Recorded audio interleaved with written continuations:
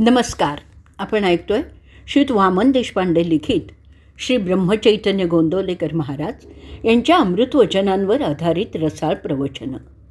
आपलं प्रवचन क्रमांक चालला आहे 63. ब्रह्मविद्येचा सुकाळ करणारे संत ज्ञानेश्वर आणि हरिनामाचा सुकाळ करणारे संत नामदेव ह्या 13व्या शतकाच्या उत्तरचरणात प्रकट झालेल्या दोन संतांच्या भोवती त्या काळात कित्येक संत कवी अखंड वीणेसारखे झंकारत होते. आणि या दोन साक्षात्कारी संतांचा भक्तिप्रकाश आणि ज्ञानाचाही प्रकाश शीतल चांदण्यांसारखा सर्वत्र पसरलेला होता. उन्हाचं चांदणं करणारे हे दोन अद्भुत संत कवी तर होतेच, परंतु त्यानंतर जवळजवळ 400-450 वर्ष संपूर्ण महाराष्ट्रभूमी संत वाङ्मयाने आणि संतांच्या अस्तित्वाने भारावून गेली होती.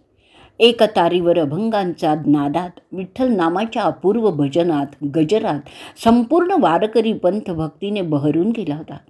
तिथे ज्ञानाचा चंद्र शीतल प्रकाश पडलेला होता.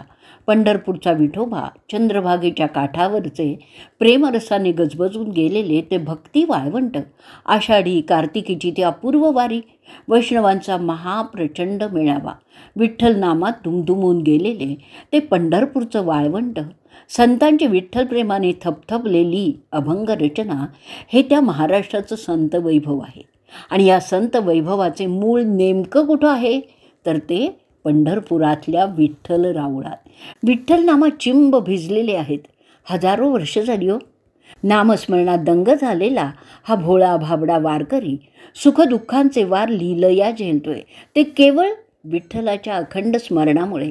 ज्ञानदेवांनी एका अभंगातून हे सारं किती रसाळ भाषेत एका साक्षात्कारी क्षणी प्रकट केलेलं आहे. रूप पाहता लोचनी सुख झाले हो साजणी, तोहा विठ्ठल बरवा तोहा माधव बरवा, बहुता सुकृताची जोडी म्हणून विठ्ठल आवडी, सर्व सुखाचे आगर बाप रखुमा देवीवर. ज्ञानदेवांच्या वाणी स्नेहाचा जिवंत अक्षर झरा पाझरताना दिसतो. आणि म्हणून ते वारंवार विठ्ठलाचा उल्लेख करताना म्हणतात की पंढरपूरचा हा विठोबा हाच आमच्या सर्व सुखाचा ठेवा आहे. आमचे कित्येक जन्मांचं केवळ पुण्य म्हणून आम्हाला या पांडुरंगाने प्रत्यक्ष दर्शन दिलं आहे. त्याच्याविषयी आमच्या मनात अखंड आवड निर्माण केलेली आहे. आणि हे आमचं परमभाग्यच आहे की ह्या श्री विठ्ठलाने आमचा हात हातात घेतला आहे. त्याच्याच सहवासात वैकुंठीच्या घंटा श्रवणी पडत आहेत. आणि वैकुंठीची घंटा श्रवणी पडणं हाच तर खरा सुखाचा ध्वनी आहे. ऐहिक जीवनाच्या पलीकडे पारमार्थिक जगत सत्य आहे आणि तेच हाकारत आहे. ज्ञानदेव म्हणतात की श्री विठ्ठल हेच आम्हा संतांच्या सुखाचं आगर आहे. आमच्या सुखाचा मूळ स्रोत हा पांडुरंग आहे. श्री विठ्ठलाचं नाम हाच आमचा ध्यास आहे. आणि त्या ध्यासातच, त्या विठ्ठल साधनेतच आम्ही दंग आहोत. शरीरं येतात आणि जातात, परंतु आत्म्याचं चिन्मयत्व शेवटी काय तर अखंड नामस्मरण, भगवंतांचं स्मरण. आणि त्यासारखा आनंद ह्या विश्वात दुसरा नाही. नाम म्हणजे चैतन्य. आणि ते कळण्यासाठी आपल्यापाशी काय हवं तर चित्तात फक्त नामच घुमणारा एक ओंकार हवा. आणि तो ओंकार आपल्याला नामस्मरणातूनच मिळतो. बघा ना, श्री विठ्ठलाचे आणि श्री तुकाराम महाराजांचे नातेसंबंधही किती विलक्षण होते. संत नामदेवांनी तुकाराम महाराजांना स्वप्नामध्ये जाग करून आपली शतकोटी अभंगाची स्वतःची प्रतिज्ञा पुरी करायला सांगितली आहे. या संदर्भात तुकाराम महाराजांनी म्हटलं होतं की नामदेवे केले स्वप्ना माझी जागे, सवे पांडुरंगे येऊन या, सांगितले काम करावे कवित्व, वाऊगे निमित्त बोलो नको, माप टाकी सळ धरिली विठ्ठले, थापटोनी केले सावधान, प्रमाणाची संख्या सांगे शतकोटी, उरले ते शेवटी लावी तुका. नामदेव महाराज तुकारामच्या स्वप्नात एकटे गेले नाही आहेत, तर त्यांच्याबरोबर साक्षात श्री विठ्ठल होता. महाराजांना स्वप्नात जागं केलं. याचा अर्थ काय तर महाराज आपल्या संसारात, प्रपंचात दंग झाले होते.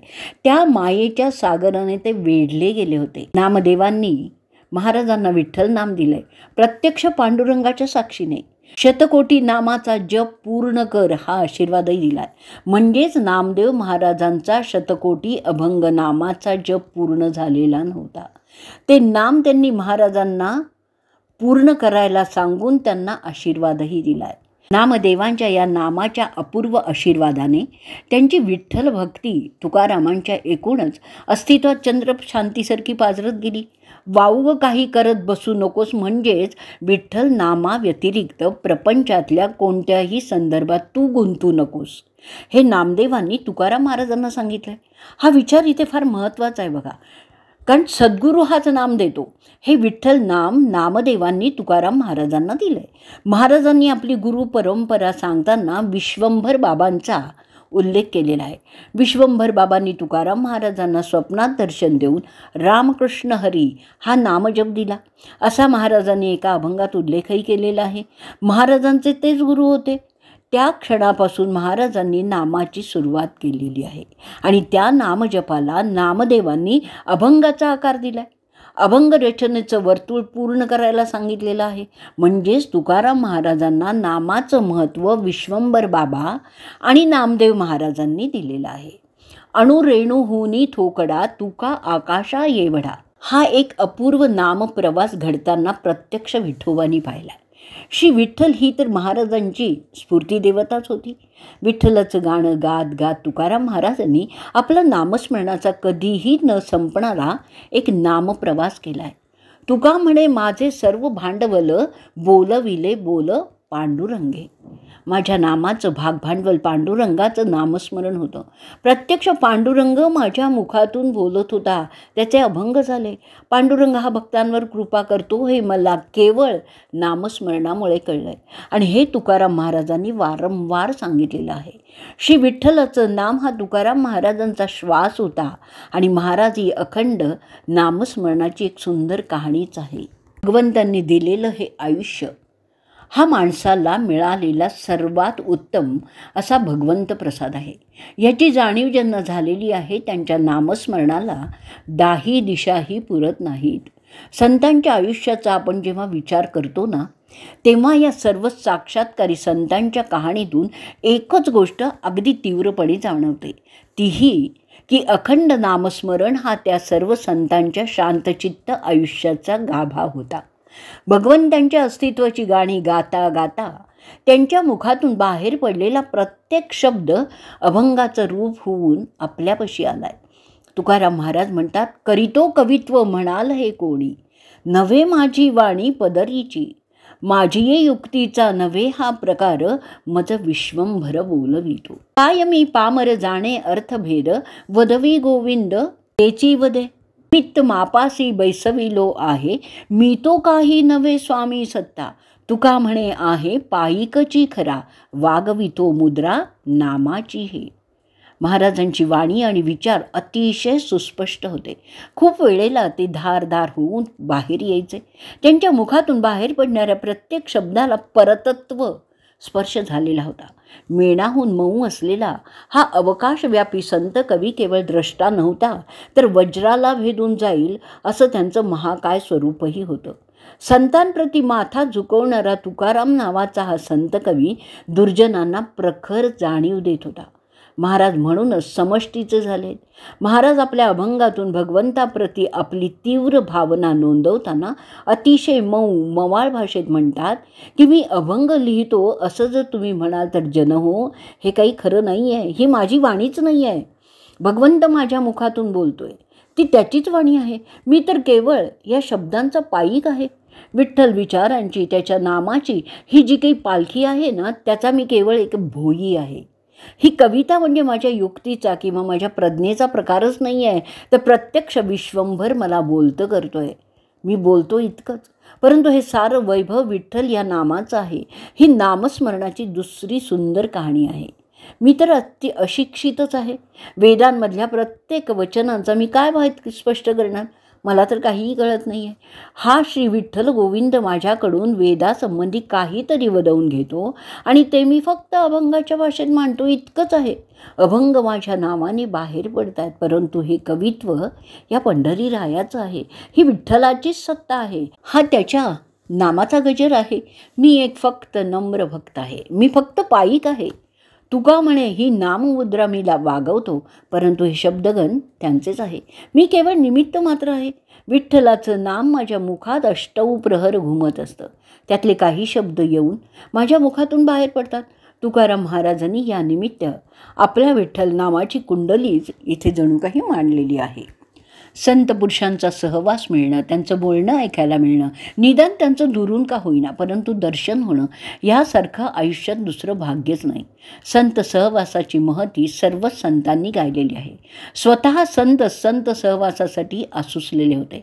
संत सहवास म्हणजे पौर्णिमेचं शीतल चांदणं, ज्ञानाचा लख्ख प्रकाश, प्रेमाचा महासागर. त्यांच्या दृष्टीने पाझरणारं प्रेम हा तर विलक्षण असा प्रेम अनुभवच आहे. मग हे सारं अनुभवायला मिळणं यासारखं सर्वोत्तम सुखच नाही आहे. संत सेना यांनी या सुखाची चव घेतलेली होती. एका अभंगात संत सेना असं म्हणतात की तोची एक संत जाणा नारायणा आवडती, पांडुरंगा वाचून काही न जाणो पाही दुसरे, मुखी नाम अमृतवाणी धाले मनी डुल्लती, सेना म्हणे पायी माता त्यांच्या आता ठेविली. पांडुरंगाच्या वैकुंठाकडे जाणारी वाट ही संतांच्या सहवासातच कळते, कारण संतच तर आपल्या आयुष्यात प्रकाश घेऊन येतात. सेना महाराजांना त्याची तीव्र जाणीव होती आणि त्यामुळे संतांविषयी वाटणारी अभंग प्रीती, त्यांच्याविषयी वाटणारं प्रेम सेना महाराजांनी वारंवार आपल्या अभंगातूनच सांगितलेलं आहे. सेना महाराजांच्या शब्दातून संतांविषयी वाटणारा त्यांच्या मनातला आदरभाव प्रकट होताना सतत त्यामुळेच अनुभवायला मिळतो. संत सेना महाराज म्हणतात की संत त्यांना म्हणावे जे देवाला प्रिय आहेत. जे विठ्ठलाला प्रिय तोची संत, ही खरी संतत्वाची खूण आहे. संतांना एका विठ्ठला वाचून वास्तविक काहीच सुचत नाही. संतांच्या तना मनात एका विठ्ठला वाचून काहीही उमटत नाही. संतांच्या मुखातून फक्त पांडुरंगाच्या नामस्मरणाची वाणीच पाझरत असते. संतांचं मन विठ्ठलाच्या नामस्मरणातच सदैव दंग असतं. आणि खरं सांगायचं म्हणजे संत हेच नामस्वरूप झालेले असतात. ते विठ्ठलाचेच झालेले असतात. पांडुरंगाच्या नामस्मरणातच ते डुलत असतात. सेना महाराज अशा संतांच्या सारखे पाया पडतात, त्यांना लोटांगण घालतात आणि वारंवार एकच गोष्ट ते आवर्जून सांगतात की संतांच्या चरणावर माझा माथा सदैव झुकलेला आहे. मी माझं मस्तक संत चरणांपासून कधीच दूर करणार नाही. त्यांचं एकच कारण आहे की संतांच्या पायावर डोकं ठेवणं म्हणजेच प्रत्यक्ष पांडुरंगाच्या चरणांवर माथा टेकवणं आहे. सेना महाराज संतांप्रती आपली उत्कट भक्ती या निमित्ताने प्रकट करतात. श्री विठ्ठलाला संत सज्जनांच्या रूपातच पहा, संतांच्या सहवासात श्री विठ्ठलाला अनुभवा, असंच सेना महाराज वारंवार सांगतात. आणि म्हणूनच ते म्हणतात की आज सोनी याचा दिवस दृष्टी देखिले संतांचं, जीवा सुख थोर झाले माझे माहेर भेटले. सेना महाराजांची भक्तिभावना विलक्षण उत्कट होती. संतांना भेटणं म्हणजेच आयुष्यात सोन्याचा दिवस उगवणं हेच सुख आहे, कारण संत हे माझे माहेर आहे, हीच त्यांची भावना आहे. आपण संतांना शरण जायचं अजून एक कारण म्हणजे संतांनी अहंकाराचं मूळ आपल्या मनातून पूर्णपणे उखडून टाकलेलं असतं. वासनेचे सगळे तंतू तोडून टाकलेले असतात. षडरिपू त्यांच्या कक्षेच्या बाहेर फेकले गेलेले असतात. आणि मुख्य म्हणजे संत हे भगवंतांच्या स्वरूपात पूर्णपणे विलीन झालेले असतात. हे सारं आपण संत संगतीत प्रत्यक्ष अनुभवू शकतो. अशा या भगवंत स्वरूप झालेल्या संत सज्जनांबद्दल आणि त्यांच्या निरामय आनंद स्वरूप संगतीबद्दल नामदेव महाराजांनी आपली उत्कट भावना प्रकट केलेली आहे. वासने विरहित होवोनी एकवट, असावे निकट संत संगे, हेची माझे तीर्थ हेची माझे व्रत, करावे दास्यत्व हरिभक्तीचे. नामदेव महाराज एक गोष्ट वारंवार सांगतात की आपला हा जो साधकाचा देह आहे ना, तो पूर्णपणे वासनाविरहितच व्हायला हवा. मनाच्या तळघरात वासनेचा एक कणही अनवधानाने सुद्धा राहता कामा नये. आपलं संपूर्ण अस्तित्व पंचप्राण हे केवळ संतांच्या संगतीत एकवटलं पाहिजे. किंबहुना संत संगत हेच आपलं व्रत व्हायला पाहिजे. संत हेच आपलं तीर्थक्षेत्र व्हायला पाहिजे आणि आपण संतांचे दासच व्हायला पाहिजे. संतांचंच दास्यत्व आपण स्वीकारायला हवं, कारण संत सेवा हीच भगवंतांची प्रार्थना आहे. महाराज म्हणतात की मी जर संतांना शरण गेलो नाही तर मी पतितच होईन. नामा म्हणे केशवा तरीच शरणांगत, नाही तरी पतित म्हणा माते. मला तुम्ही पापी म्हणाल, पण खरंच सांगतो की संत संगतीला पर्याय नाही. महाराज वारंवार हीच गोष्ट सांगतात की हे माझे मायबाप आहेत, त्यांनीच माझा हात हातात घेऊन मोक्षाच्या मार्गावरून चालायला शिकवलं आहे. परमेश्वरी अस्तित्वाची तीव्र ओढ त्यांनीच लावली आहे. माझे माय बाप साधू संत जन, माझे जीव प्राण अंतरीचे, भवभयाहून तारी येले मज, बाळे भोळे गुज प्रेम दावी. मायबाप जसे आपल्या मुलांवर विलक्षण प्रेम करतात ना, तसे ते संत सज्जन माझ्यावर पुत्रवत प्रेम करतात. आणि ह्या संतांनी मला संसार भयातून अक्षरशः सोडवलं आहे. हा भवसागर पार करायला मदत केली आहे. मी भोळा आहे, अज्ञानी आहे, अशा मला विठ्ठलाने केवळ प्रेम दिलं आहे. आणि श्री विठ्ठल माझ्याशी संत मुखातून बोलला आहे. संतांना माझं माहेर केलेलं आहे. वास्तविक मी एक गरीब, तरीसुद्धा या संतांनी मला वैभवशाली आयुष्यात सामावून घेतलं आहे. हे माझं संत भाग्य अलौकिकच आहे की नाही? मग माझं भाग्य असं आहे की त्यांच्या सहवासात मी वाढतो आहे आणि तेच माझं नामस्मरण झालेलं आहे. आजचं प्रवचन आपण इथे संपवणार आहोत. श्रीराम जय राम, जय जय राम. कृपया चैनल को लाइक, शेयर एवं सब्सक्राइब अवश्य करें. कृपया चैनल को लाइक, शेयर एवं सब्सक्राइब करें. नर्मदे.